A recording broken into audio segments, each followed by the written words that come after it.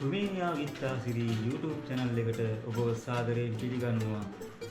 අද මම ඔයගොල්ලන්ට ගෙනලා තියෙන වීඩියෝ එක තමයි ඔයගොල්ලෝ කොහොමද අඩුවිය දෙමින් ලංකාවට සල්ලි යවන්නේ කියලා. එහෙනම් මම මේ විස්තරේ කියනකම් මේක යාළුවන්ට බලන්න වැඩි share කරන්න, comment කරන්න, subscribe කරන්න, bell notification එකත් ඕල් දාලා තියාගන්න.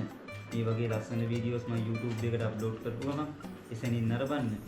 ඔසිබුනා ඉතින් යාළුවනේ අද මම අරන් ඇවිල්ලා තියෙන්නේ සල්ලි කොහොමද හොඳම විදියට පරිස්සමට ලංකාවට යවන්නේ කියලා. ඒකට තියෙන හොඳම බැංකුවක් තමයි මේ වෙස්ටර්න් යුනියන් කියන්නේ. වෙස්ටර්න් යුනියන් එක ගත්තොත් විදි දෙකක් තියෙනවා යවන්නේ. එක විදිහක් තමයි ලංකාවේ ඉන්න කෙනාගේ නමට ෆෝම් එකක් පුරවලා ඒක යවන්න පුළුවන්. ෆෝම් එකක් පුරවනවා කියන්නේ අපි පුරවන්නේ අපිට පොඩි චිට් එකක් දෙනවා ඒගොල්ලෝ. පොඩි කොළ කෑල්ලක් දෙනවා. ඒකේ අපි ලියන්න ඕනි පැහැදිලිව යවන කෙනාගේ නම උදාහරණයකට ගන්නකො ඔයාගේ අම්මා කියලා. අම්මගේ නම ලියනවා. ඊට පස්සේ ලියන්න ඕනි ID නම්බර් එක දාන්න ඕනි. ඒ විස්තරේ දාන්න ඕනි. දාලා දුන්නට පස්සේ ඒගොල්ලෝ ඒක ගානට ෆිල් කරනවා ඒගොල්ලෝගේ කම්පියුටරේ. ෆිල් කරලි කරලා අපෙන් අහනවා යවන්න ඕනි කීයක්ද කියලා ලෙව්වලින්. ඒ ගාන දානවා. දාලා කැපෙන්න ඕන ගානත් ඒගොල්ලෝ අරගෙන ඒගොල්ලෝ ඒක සෙන්ඩ් කරනවා. ඒකත් විනාඩියක් දෙකක් ඇති ලංකාවට එනවා. ඊට වැඩිය ලේසිම ක්‍රමයක් තියෙනවා. ඒ ක්‍රමයෙන් මේ හරියන්නේ. ඊට වැඩිය ලේසිම ක්‍රමය තමයි account number එකකට වෙස්ටර්න් යුනියන් එකට යවන්න පුළුවන්. ඒත් හැම වෙස්ටර්න් යුනියන් එකකින්ම account number එකට යවන්න බෑ. යවන්න බැරි වෙස්ටර්න් යුනියන් තියෙනවා. ඒකට ඕගොල්ලෝ හොයලා බලලා යවන්න පුළුවන් හොඳම වෙස්ටර්න් යුනියන් එක තෝරගෙන ඒකෙන් යවන්න. මම මේ කියන්නේ අඩු වියදමින් කැපෙන ගානත් අඩුවෙන් යවන්න පුළුවන් ක්‍රමයක්. මොකද මේව මම අත්හදා බලලා තියෙන්නේ. මම ලංකාවට සල්ලි යවලා මම දැන් දන්නවා කොහොමද කරන්න ඕනි කියලා. උදාහරණයකට ගත්තොත් මම ලක්ෂ 8ක් ලංකාවට යවනවා.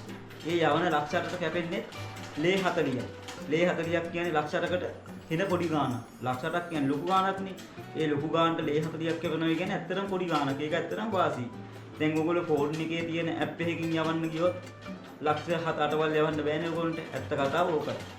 ඒක හන්දා හොඳම අඩු වියදමින් යන්නකො ලේසිම ක්‍රමය ඕක තමයි. උදාහරණයකට ගන්න ඕගොල්ලෝ යවනවා ලේ 1500ක්. ඒ කියන්නේ ලංකාවේ සල්ලියෙන් ලක්ෂයක් ඕගොල්ලෝ යවනවා ලංකාවට.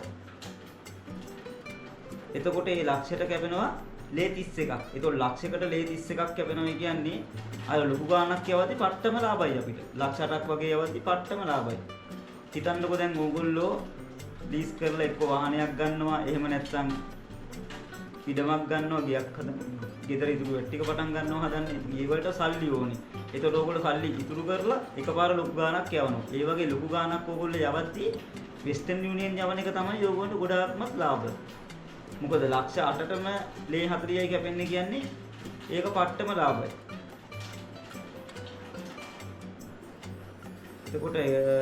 එතකොට කැපෙන්නේ ඕගොල්ලන්ට ලංකාවේ සල්ලි 2000 ගණන් තමයි කැපෙන්නේ ඕගොල්ලන්ට.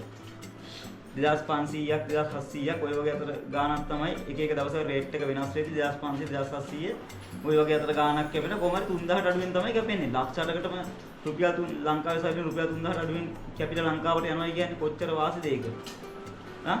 රුපියල් 3000කට අඩුවෙන් කැපිලා ලංකාවට යනවා කියන්නේ සල්ලි ටික ලාභයි නේද? ඉතින් මේ වගේ ලාභ ක්‍රමයක් තමයි මම අද අරන් ඇවිල්ලා තියෙන්නේ. ඉතින් මේක ඇත්තටම හොඳ ක්‍රමයක්. මම දැන් ඕගොල්ලන්ට කියන්න ඒකේ කොහොමද ෆෝම් එක පුරවන්නේ කියලා. ඒ ෆෝම් එකේ තියෙනවා මුලින්ම ෆෝම් එක ගත්තාම උඩින්ම තියෙනවා ඔයාගේ ෆෝන් නම්බර් එක දාන්න. ෆෝන් නම්බර් එක කියන්නේ WhatsApp එක නෙමෙයි ඒගොල්ලෝ ඉල්ලන්නේ. ඒගොල්ලෝ ඉල්ලන්නේ මෙහි නම්බර් එක. මොකක් හරි ප්‍රශ්නයක් වුණොත් සල්ලි යවද්දී ඔයාලට කෝල් එකක් ආපස්සට දෙන්න. ඒකාන්ත මෙහි රුමේනියන් නම්බර් එකක් තමයි ඉල්ලන්නේ. මොකද ඔයා ලංකාවේ SIM එකක් දාන්න හිටියයි කියලා ෆෝන් එකේ ඒකට මේගොල්ලන්ට කෝල් ගන්න බෑනේ. ලංකාවේ නම්බර්ස් මෙහි නම්බර් වලින් ලංකාවේ නම්බර්ස් වලට නෝමල් කෝල් ගන්න බෑනේ. ඒකාන්ත ඔයා දෙන්න ඕනේ අනිවාර්යයෙන්ම රුමේනියන් නම්බර් එකක්. ඒගොල්ලෝ නෝමල් කෝල් තමයි ගන්න. පළවෙනි කාරණේ. පුරවන්න ඕනේ පළවෙනි රූලේ ඔයාගේ නම්බර් එක. ඊට පස්සේ දාන්න ඕනේ ඔයාගේ නම දාන්න ඕනේ දෙවෙනි රූලේ. රූලෙන් ඕගොල්ලෝ දාන්න ඕනේ account number එක. තුන්වෙනි රූලේ හතරවෙනි රූලේ තමයි තියෙන්නේ. තුන්වෙනි රූලෙන් account number එක දාන්න. හතරවෙනි රූලේ වැදගත් නෑ. දෙකම account numbers තියෙන්නේ. ඒකාන්ත තුන්වෙනි රූලෙන් account number එක දැම්මා. ඊට පස්සේ ඔය වම් පැත්තේ තියෙන. ඊට පස්සේ දකුණු පැත්තේ ආයේ තියෙනවා last name කියලා. එක්ක full name මේ first name තියෙන්න පුළුවන්. first name last name කියලා දෙකක් දාපු කොලයක් තියෙන්නත් පුළුවන්. නැත්නම් last name විතරක් තියෙන්නත් පුළුවන්. එතකොට last name නම් උදාහරණයකට හිතන්නකෝ මගේ නම සීමන්නේ. මගේ නම සීමන්. එතකොට අන්තිමට මම දාන්නේ ලාස්ට් නේම් එක කිව්වොත් සීමන් කියලා දානවා. දාලා ඉවරලා ඊට යටින් තියෙනවා ගාන දාන්න. ගාන දාන්නේ අපි ලංකාවේ ගාන නෙමෙයි. රුමේනියන් ගාන. හිතන්නකො අපි ලේ 3000ක් ලංකාවට එවනවා කියලා. එතකොට අපි 3000 තමයි දාන්නේ. ඒ කියන්නේ ලක්ෂ 2ක්.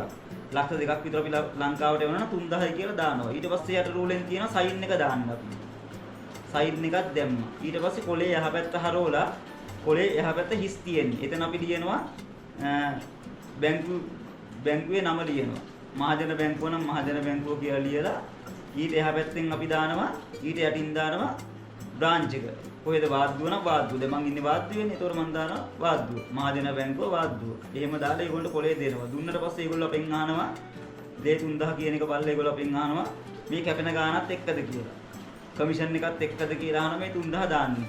ඕගොල්ලෝ 3000 දාන්නේ කැපෙන්නත් එක්කන යස් කියලා කියන්නේ ඉංග්‍රීසියෙන් අහද්දී ඒගොල්ලෝ ඉංග්‍රීසියෙන් අහනවනේ එහෙම උත්තර දෙන්න ඕගොල්ලෝ රුමේනියන් පුරාණ රුමේනියන් උත්තර දෙන්න. එතකොට ඕගොල්ලෝ යස් කියලා කියන්නේ. කැපෙන ගානත් එක්කනම් ඕගොල්ලෝ එදියා තියෙන යස් කියලා කියන්නේ. නැත්තම් ඕගොල්ලෝ ඉංග්‍රීසියෙන් අහන්න මේ කැපෙන ගාන කීයද කියලා. කමිෂන් එක කීයද කියලා ඕගොල්ලෝ අහන්නකො. එතකොට ඒගොල්ලෝ පැහැදිලිව කියනවා. 3000ට කමිෂන් එක කීයද කියලා ඉංග්‍රීසියෙන් අහන්න. ආපු ගාම මේගොල්ලෝ ගහලා බලලා කියනවා මෙච්චරයි කියලා. 3000ට සාමාන්‍යයෙන් කමිෂන් එකේ ඕගොල්ලන්ට ලේ 55ක් 60ක් විතර වගේ තමයි කමිෂන් එකක් එන්නේ. ලේ 55ක් 60ක් විතර එනවා. මොකද පොඩි ගණන් එවද්දී ලොකු ගණන් කැපෙනවා. ලොකු ගණන් එවද්දී පොඩි ගණන් කැපෙනවා. එහෙම තමයි රේට් එකේදී යන්නේ. ඉතින් එහෙම වෙද්දී එතකොට ඒගොල්ලෝ ඒක අහනවා. ඇහුවට පස්සේ ඕගොල්ලෝ පැහැදිලි උත්තර දෙන්නේ ඒගොල්ලන්ට. ඊට පස්සේ ඒගොල්ලෝ ඒ විස්තරය කියනවා. ඊට පස්සේ කැපෙන ගාන ඕගොල්ලෝ දෙනවා නම් වෙනම ඒක දෙන්න. ඊට පස්සේ ඒ ටික දීලා ඕගොල්ලෝ දෙන්න ඕනේ. ඕගොල්ලෝ දැන් මුලින්ම මෙහෙට ඇවිල්ලා ඉන්න කෙනෙක් නම් ඩෙන්ටිටි එකක් වගේ හැදිලා නැත්නම් ඔයා પાස්පෝර්ට් එක අනිවාර්යයෙන්ම අරන් යන්න ඕනේ. පළවෙනි කාරණය. පාස්පෝර්ට් එක තමයි මුලින්ම ගිහිලා දෙන්න ඕනේ. නැත්නම් ඩෙන්ටිටි හැදිලා තියෙනවා නම් ඔයා ඩෙන්ටිටියි සල්ලි ටිකයි ඔය ෆෝම් එකයි තමයි පුරවලා දෙන්න ඕනේ. ඔයා එතනට ගිහිල්ලා කිව්වම ලංකාවට මට සල්ලි යවන්න ඕනයි කියලා ඒගොල්ලෝ ෆෝම් එකක් වයිල්ලපුවම ඒගොල්ලෝ ෆෝම් එකක් දෙනවා. ඊට පස්සේ ඔයා ඒ ෆෝම් එක අරගෙන ෆිල් කරලා ඩෙන්ටිටියි ෆෝම් එකයි සල්ලි ඔක්කොම ටික දුන්නාම ඒගොල්ලෝ කම්පියුටරේ ගහලා බලලා ඒගොල්ලෝ කියනවා පළවෙනි පාරට සල්ලි යවන්න කියලා අහනවා මේ ඩෙන්ටිටි එන්න. නැත්නම් પાස්පෝර්ට් එකෙන් නම් අහනවා පළවෙනි පාරට කියලා අහනවා. ඒ කියන්නේ පැහැදිලිව ඒගොල්ලන්ට යවන්න ඕන හන්දා. පළවෙනි පාරේ ඒගොල්ලෝ පැහැදිලිව යවන්න එපා.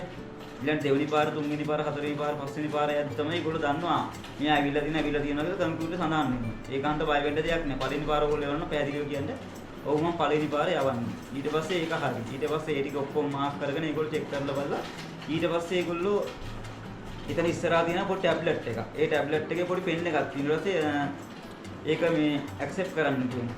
ඇක්සෙප්ට් කරලා සයින් කරන්න එකක් කියනකොට සයින් කරන්න. ඇක්සෙප්ට් කරද්දී ඉංග්‍රීසියෙන් එන වචන ටික කියවන්න ඕනේ. කියවලි වෙලලා අන්තිමට එන එක සයින් කරාට පස්සේ ඒගොල්ලෝ ෆෝම් එකක් අතට දෙනවා අපේ. කම්පියුටර් print out එකක් අරගත්තු ෆෝම් එකක් දෙනවා. ඒකේ තියෙනවා උඩින්ම ඔයා යවපු කෙනාගේ නම. හිතන්නකෝ ඔයාගේ අම්මගේ නමට නෙව්වයි කියලා. අම්මගේ නම තියෙනවා. ඊට පස්සේ ඒගොල්ලොන්ගේ මේ කෝඩ් එකක් දාලා තියෙනවා. ඒ කියන්නේ දැන් හිතන්නකෝ ලංකාවේ දැන් අපේ බැංක් account numbers තියෙන්නේ. ඒ වගේ නම්බර් එකක් උඩින් දාලා තියෙනවා දකුණු පැත්ත. වම් පැත්තේ තියෙනවා අම්මගේ නම, දකුණු පැත්තේ තියෙනවා ඒ නම්බර් එකක් දාලා ඊට පස්සේ යටින් තියෙනවා ලේ එකක් ලංකාවේ සල්ලි වලින් කීයද 64ද 65ද 70ද කියලා තියෙනවා. දැන් මේ දවස්වල යන්නේ රේට් එක 70ට අඩුයි. දැන් 67යි 68යි ඔය වගේ ගණන් යන්නේ. එතකොට එහෙම ගාන දාලා තියෙනවා. ඊට පස්සේ යටින්ම දාලා තියෙනවා රුපියල් කීයක් ලංකාවට ගියාද? ලක්ෂ 2යිද 3යිද 5යිද කියලා ඒ ටික වැටලා තියෙනවා.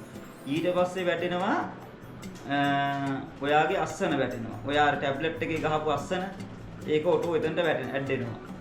ඊට පස්සේ ඊට එහා පැත්තෙන් වැටෙනවා ඒ කෙනාගේ අස්සන. ඒ කියන්නේ බැංකුවේ ඔයාගේ වැඩේ කරපු කෙනාගේ අස්සන ඊට පස්සේ වැටෙනවා.